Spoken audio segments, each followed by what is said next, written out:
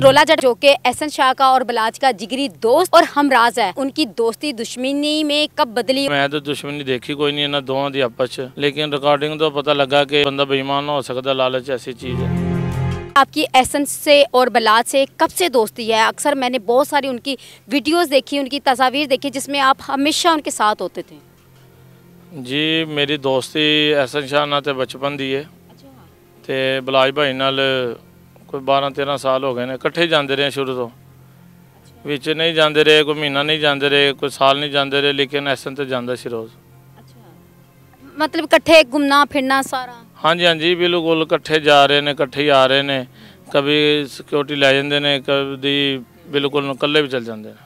ते इन्हां दी ते बड़ी गहरी दोस्ती सी? जी जी दोवें एक सन। ते फिर दुश्मनी किस तरह हुई इन्हां दी आपस च? नहीं जी देखो मैं तो दुश्मनी देखी कोई नहीं इन्होंने दोवां दी आपस च, एंड तिकर नहीं देखी, लेकिन रिकॉर्डिंग तो पता लगा कि किस टाइम भी बंदा बेईमान हो सकता, लालच ऐसी चीज़ है। नहीं तुहानू रिकॉर्डिंग च पता चलिया तो इस तो पहले जो गिरफ्तार हो गया है एहसन शाह, उदों नहीं कुछ मतलब? जी नहीं मैं नहीं मन्निया, जो मर्जी हो गया, मैं तो अखा नाल देखिया ना इनू कि बिल्कुल इन क्लीन क्लीयर है कि ऐसी कोई गल ही नहीं गई, ऐसी कोई बात ही नहीं गई, ना उन्हें महसूस कभी कराया, ना कभी असी वो लेंज वेख्या कि वो लेंज कर सकता ही नहीं गा। जो बंदा उन्होंने मोटरसाइकिल दबा के लै जाता है, इधर चल जाता उधर चल जाता है, वो फिर किस तरह काम करेगा? एंड तो देखो पता नहीं की किया की नहीं किया, लेकिन होया बुरा है, दोवां ने बुरा। तुहाडा कहने का मतलब है जी आडियो बिल्कुल ओरिजिनल है? हाँ जी आडियो क्लीयर है, बोलता भी इस तरह, स्टाइल भी इस तरह का सी। अच्छा तो फिर यह दसो कि फिर तो बीवी अर्शिया भी बड़े अच्छे तरीके नाल जानदे होगे? हाँ जी बिल्कुल, साल हो गया शादी तो पहले तो जानना, जिस कैफे ते आई है उत्थे भी जानना, जिते डांस किया उत्थे भी जानना। डांस करदी सी? हाँ जी पूरा इंजॉय माहौल सी उहदा। ते फिर इन्हां दी शादी किस तरह हुई, दोस्ती किस तरह हुई? बस दोस्ती इन्हां दी इस तरह हुई है कि बिल्कुल शाह होना दा दिल आ गया ते हो के रैडी सी जी घरों निकल आई है, बस दोवें इस तरह घूमते फिरते रहे ने। शादी किस तरह हुई? शादी च तुसी भी इनवाइट सी? हाँ जी शादी इनवाइट की, शादी कराने वाले असी हाँ, नाल जो सी। अच्छा गवाह भी सी?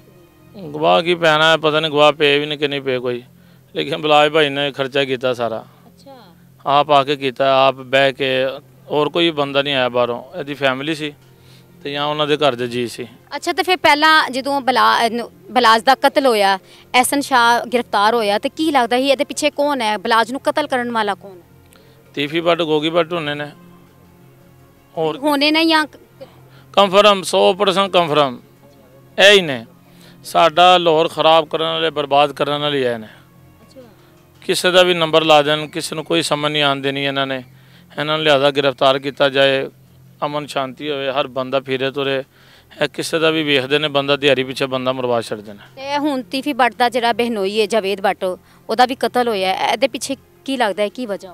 देखो जी जरा कतल होने वाला हो गया, पहले तो गल माड़ा होया उहदे नाल भी, इन्हों दोवां गिरफ्तार कर लेंदे, ਜਿਹੜੇ ਜਿਹੜੇ ਕੰਮ ਕਰਦੇ ਨੇ ਪਏ ਨੇ ਪੁੱਠੇ, ਇਹਨਾਂ ਨੂੰ गिरफ्तार करन, अमन शांति हो जाएगी।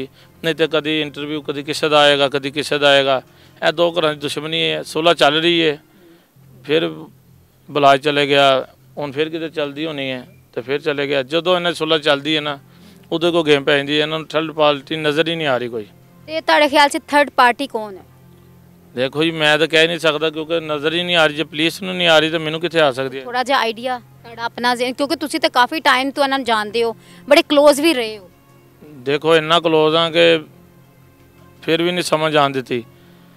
तीसरी पार्टी जिस दिन यह कैमरे च वीडियो निकलेगी या जिन्होंने जवेद भट्ट मारे है, उस तो पता लग जाना कि असल एक टीम तो नज़र आए कि केरी है। थोड़ा जिहा आइडिया है? आइडिया होंदा तो मैं लाजमी दसना सी। ते ए जिहड़े कतल ते कतल, पहला बलाज दा कतल, फिर एहसन शाह, हुण जावेद, ते की लगता है कि सिलसिला कितनी देर तक चलता रहेगा, किस तरह रुकेगा? है जी क्यामत घड़ी चलना इन्हां दा, नहीं तो दोवें पार्टियां नूं एक पार्टी जी ना गोगी तीफी भट्ट ने, लिहाजा यह मेन टारगेट ने कि हर बंदे का करते हैं, इन्हों गिरफ्तार किया जाए, बंद किया जाए तो सब अमन शांति हो जाएगी। जराया के मुताबिक पता चला है कि तीफी भट्ट का भाई गिरफ्तार कर लिया गया। देखो जी जराए तो मतलब फराया गया या जेरा भी है, गुनाहगार जेरा भी है ना, ਉਹ ਫੜਨਾ ਚਾਹੀਦਾ ਹੈ। ਇਹ ਦੋਵੇਂ ਲਾਜ਼ਮੀ ਫੜਨੇ ਚਾਹੀਦੇ ਨੇ। ਸਾਰੇ ਲੋਕੀ ਕਹਿ ਰਹੇ ਕਿ ਇਹ ਜਿਹੜਾ ਇਹ ਐਹਸਨ ਸ਼ਾਹ ਇਹ ਤਾਂ ਬਹੁਤ ਗਰੀਬ ਜਿਹਾ ਬੰਦਾ ਹੈ, ਟੁੱਟੀ ਜੀ ਬਾਈਕ ਸੀ, ਕਿ ਇਹਦੇ 'ਚ ਕਿੰਨੀ ਸੱਚਾਈ? नहीं बाइक बूक है लोग झूठ बोलते हैं, बिल्कुल ठीक ही गए सन। लेकिन वालद साहब ये लैंड क्रूजर गड्डी सी, आप ये मोटरसाइकिल सी, जिते असी यारी पई इतने इलैक्शन सी कंपेन करन आंदा सी ते वालद साहब पीपल पार्टी दी उत्थे फिर साडी दोस्ती हो गई बच्चे सां तो फिर कदी मिलना नाल ही ते घर है, उन्हां दा किहड़ा दूर है। मतलब ना सिर्फ तुसी जिगरी दोस्त बल्कि तुसी हमसाए भी हो, लो घर फैमिली तो लगे घर आना जाना। लो माँ जी ने जेरे अज बेचारे रो रहे साडी माँ ही है। ਤੇ ਅੱਛਾ ਮਤਲਬ ਫਿਰ ਐਹਸਨ ਦੀ ਵਾਲਿਦਾ ਨੇ ਅਰਸ਼ੀਆ ਦੇ ਉੱਪਰ ਜੋ ਮੁਕੱਦਮਾ ਕਰਵਾਇਆ, ਦਰਜ ਕਰਵਾਇਆ ਹੈ ਕਿ ਉਹ ਘਰੋਂ ਜ਼ੇਵਰਾਤ ਲੈ ਕੇ ਦੌੜ ਗਈ ਹੈ, ਇਹਦੇ 'ਚ ਕਿੰਨੀ ਸੱਚਾਈ? देखो जी वो माँ साडी मैनू पता कोई झूठ नहीं बोल सकती, वो जो कह रही सच ही कह रही है। ਤੁਹਾਡਾ ਜਿਗਰੀ ਦੋਸਤ ਸੀ ਐਹਸਨ ਤੇ ਤੁਸੀਂ ਉਹਨੂੰ ਸਮਝਾਇਆ ਨਹੀਂ ਕਿ ਅਰਸ਼ੀਆ ਐਸੀ ਲੜਕੀ ਹੈ ਤੇ ਤੁਸੀਂ? देखो ਜਿਹੜਾ ਬੰਦਾ ਐਡਾ ਵੱਡਾ ਕੰਮ ਕਰ ਗਿਆ ਉਹਨੂੰ ਸਮਝਾਉਣ ਦਾ ਕੀ ਫਾਇਦਾ? ਉਹ ਆਪ ਹੀ ਬੜਾ ਸਿਆਣਾ ਸੀ। ਸਿਆਸੀ ਲੋਕ ਨੇ, ਸਿਆਸੀ ਬੰਦੇ ਦਾ ਕੋਈ ਯਕੀਨ ਨਹੀਂ ਰਹਿ ਗਿਆ। ਪਹਿਲੇ ਤਾਂ ਸੁਣਿਆ ਸੀ, ਹੁਣ ਤਾਂ ਕੰਫਰਮ ਯकीन है कि सियासतदान कोई भी गल कहे चुप करके घर जाकर रोटी खाओ तो सो जाओ। क्या वजह है इनकी इतनी ज़्यादा दुश्मनी की? क्या वजह हो सकती है? क्यों? हत्ता कि बलाज के बहुत सारे इंटरव्यूज़ में ये उसने बोला है कि मैं ये जो दुश्मनी है वो ख़त्म करना चाहता हूँ। देखो जी उन्होंने बलाज भाई ने इसलिए क्या ख़त्म करना चाहना कि मेरा इन्होंने की है कि जाती कोई लड़ाई नहीं, ਵੱਡੇ कतल होए ने, इस तरह उन्होंने दुश्मनी चल रही है। ਜਦੋਂ ਕੋਈ ਗਰੀਬ ਉਹਨਾਂ ਦੇ ਡੇਰੇ ਤੇ ਆ ਜਾਂਦਾ ਸੀ ਕਿ ਮੇਰੇ ਕੋਲ ਬੌਸ ਪਲਾਜ਼ਾ ਖੋ ਰਹੇ ਨੇ, ਉਹਦੀ ਵਜ੍ਹਾ ਤੋਂ ਹੀ ਇਹਦਾ ਨੁਕਸਾਨ ਹੁੰਦਾ ਸੀ। ਉਹ ਕੋਲੋਂ ਸਮਝਾਉਂਦਾ ਸੀ, ਉਹ ਫਿਰ ਕੀ ਕਰਦਾ ਇਹਨਾਂ ਨਾਲ ਕੀ ਉਹ ਬਹਿਸ ਹੀ ਕਰਦਾ ਸੀ, ਫਿਰ ਉਹ ਇਹੀ ਸਟੇ ਲਵਾ ਦੇਣਾ, ਲੋਕਾਂ ਨੂੰ ਕਹਿ ਦੇਣਾ ਕਿ ਯਾਰ ਹੁਣ ਮੈਂ ਹੈਂਡਲ ਕਰਾਂਗਾ। ਉਹ ਇਸ ਲਈ ਇਹਨਾਂ ਨੂੰ ਨਾ ਵਾਈਟ ਕਰ ਰਿਹਾ ਸੀ, ਜਿਹਦੀ ਵਜ੍ਹਾ ਤੋਂ ਨਾ ਉਹਨਾਂ ਨੂੰ ਪਤਾ ਸੀ ਕਿ ਹਰ ਮਸਲੇ 'ਚ ਦਿਹਾੜੀ 'ਚ ਖਰਾਬ ਕਰ ਰਿਹਾ, ਲਿਹਾਜ਼ਾ ਨੁਕਸਾਨ ਤਾਂ ਫਿਰ ਇਸ ਤਰ੍ਹਾਂ ਹੀ ਹੋਇਆ।